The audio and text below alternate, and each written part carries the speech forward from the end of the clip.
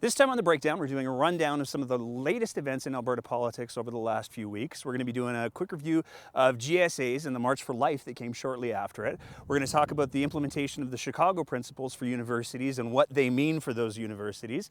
We're also going to take a look at a conflict of interest that looks like it was demonstrated by a recently re-elected MLA in Southern Alberta. We're going to talk about war rooms and what they mean for the province. And we're going to do a deep dive on carbon tax. So stay tuned. It's time for The Breakdown. Following the recent protests where kids across the province walked out of their classes in order to protest changes that the UCP government wants to make to the rules around GSAs and the fact that GSAs have to exist in schools, Mr. Jason Kenney had this to say about kids who are taking an active role in politics. And certainly people have, it's great to see young people taking an active interest in issues. I'd suggest better for them to do rallies or protests after school hours and not during them. We want to make sure young people are actually learning in class instead of doing politics outside of school during school hours.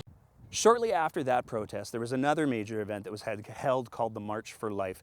The March for Life is an anti-abortion protest that happens every year. It starts with a march that ends up at the legislature, and people come from all across the province to participate in it. Most notably this year, though, hundreds of students were bussed in from all across the province, but most notably from Red Deer, where over 100 students were bussed in with their teachers, and the taxpayers had to pick up the cost of those teachers coming in and the substitute teachers to cover them, as well as the cost of the buses. Which brings me to this guy. I'd like to introduce you to the newly elected UCP MLA for Peace River, Dan Williams. Dan is the newly elected MLA for Peace River, and he has a long history of supporting the March for Life, with tweets going back years demonstrating his commitment to the cause. Dan marked this occasion by sending out this tweet, which is a pretty impressive thing to unpack. In 26 words, Dan does an amazing job of implying that the media not only has a history of being unfair to his views, but that he has concerns that his cause would continue to be misrepresented. This is an MLA actively suggesting that any reporting would be in any way unfair, and he's proactively undermining any reporting that offers anything other than full-throated support. Now, you might be wondering what Jason Kenney had to say about this march that happened not only during school hours, but was also partially funded with taxpayers' money. He didn't actually issue any sort of an official statement, but that might be because he was too busy meeting with students who drove down from Dan's own town of Lacrete for the day.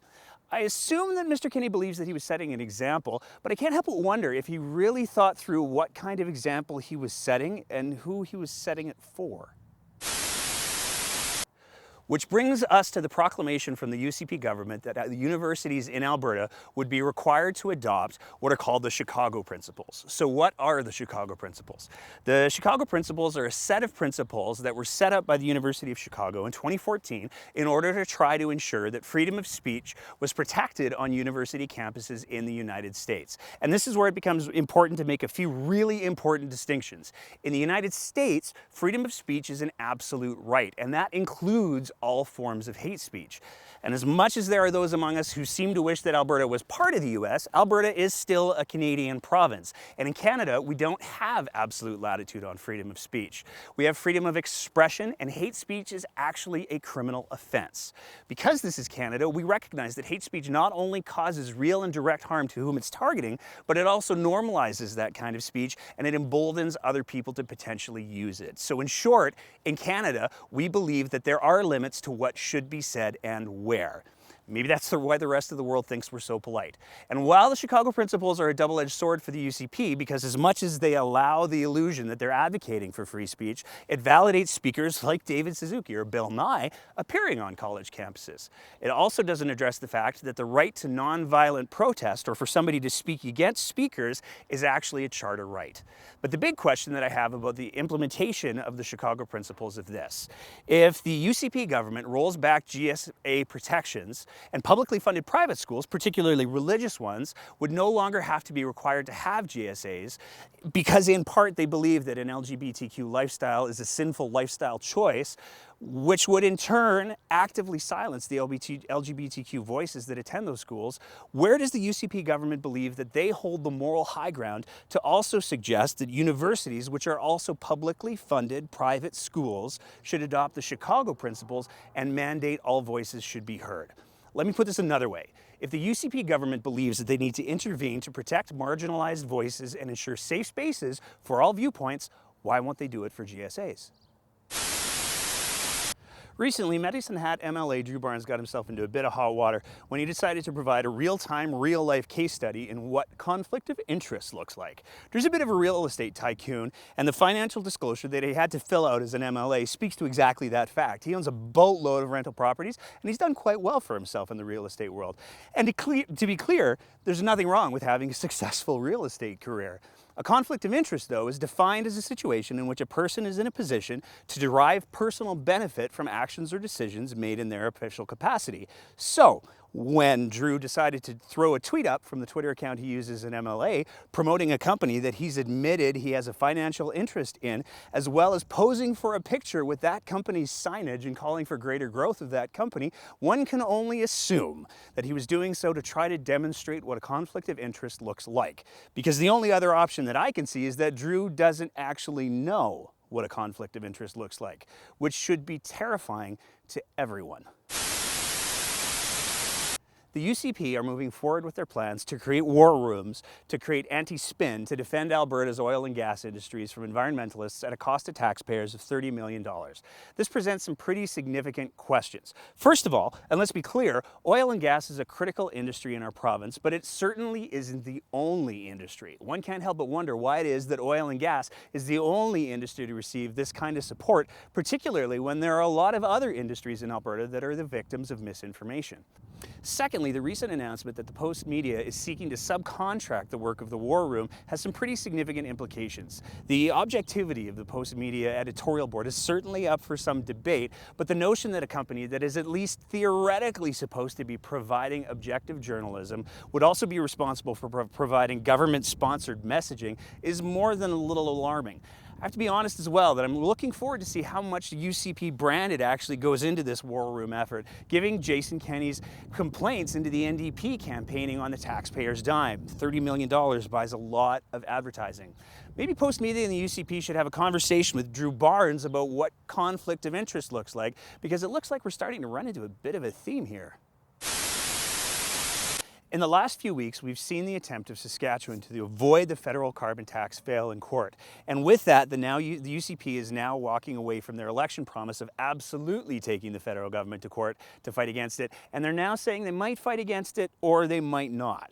For our deep dive this time around, I wanted to take a few minutes to talk about the carbon tax and what's happening with it in Alberta. Now, in order to have this conversation, there's some basic assumptions that I would like to agree on in order to have this conversation.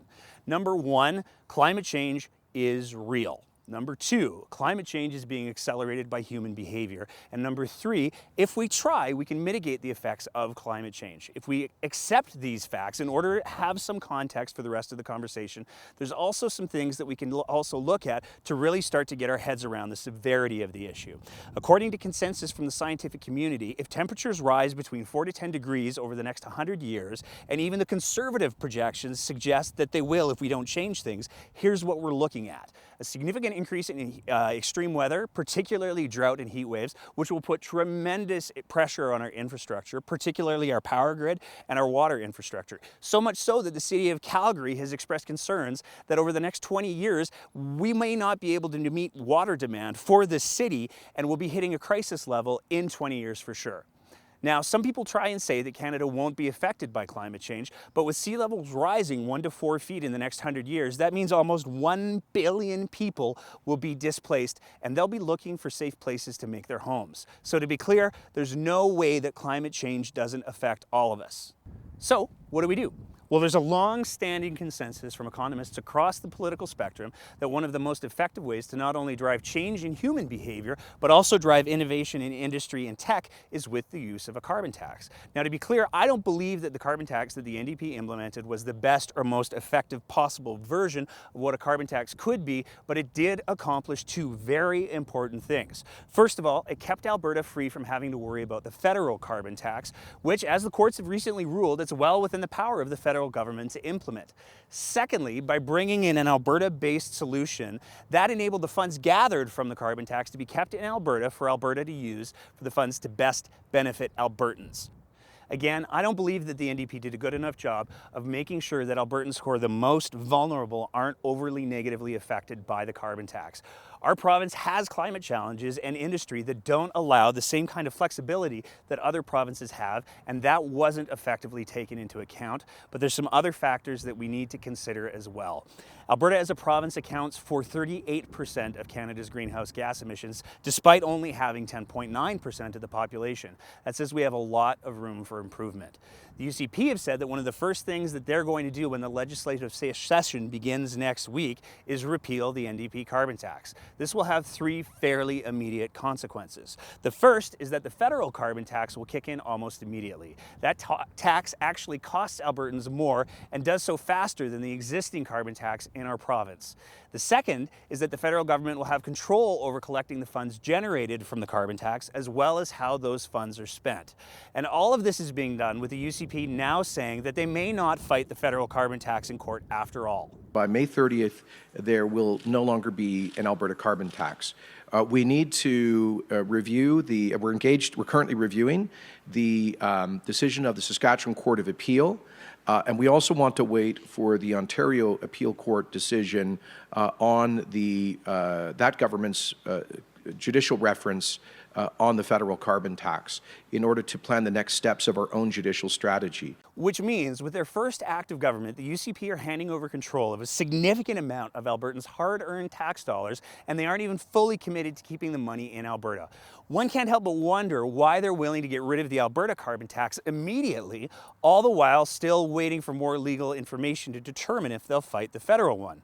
If you want to argue that Jason Kenney and the UCP are doing the smart thing by waiting to challenge the federal carbon tax in court, doesn't it also make sense for Jason Kenney to wait before he trades in the Alberta carbon tax for the harsher federal version? I mean, unless you're looking at fighting that issue as a federal Conservative leadership candidate, then I guess maybe that would make sense. I guess just like finding out if Jason Kenney will fight the federal carbon tax in court, we'll have to wait and see. And that's it for this installment of The Breakdown. Next time around, we'll be filming after the legislative session has started, and Alberta politics is full of surprises, but we're going to try and update what's going on with TMX as well as the whole shipping by rail oil deal. Also, we're more than a month away from the election now, and as you can see, there's still no construction on that high school that was promised by our new MLA and Minister of Community and Social Services. There is an open house consultation being held on June 26th at 6:30 p.m. at the Nose Creek School, being put on by the Calgary Board of Education. So if you're someone who wants to see the school built, save the date. Finally, as we're filming this episode on the tail end of the May long weekend, I just wanted to take a quick moment to correct a little bit of revisionist history that's being passed around. Just before the weekend, Jason Kenney announced that he was rolling back rules surrounding the use of alcohol in provincial parks, calling it the end of the war on fun and prohibition-era rules. Well, the rules that Kenney is rolling back were instituted in 2004 by none other than the Ralph Klein government. So Kenney is rolling back protections that even Ralph Klein believed needed to be in place surrounding alcohol use. Let that sink in a bit. See you next time on The Breakdown. Following the recent GSA protests where kids across the school, it was all across the school. Following the recent GSA work to make sure that GSA exists, part they believe that an LGBTQ life, Albertans life is with the divide. Let me do that again. I'm really squinty. Really negatively impacted. This will have three fairly further. The light changed a lot. I don't know how to stop it. He said to the colorblind guy, but no, that's cool. That's cool. Oh God, I haven't ran like that in years. Let me do that again.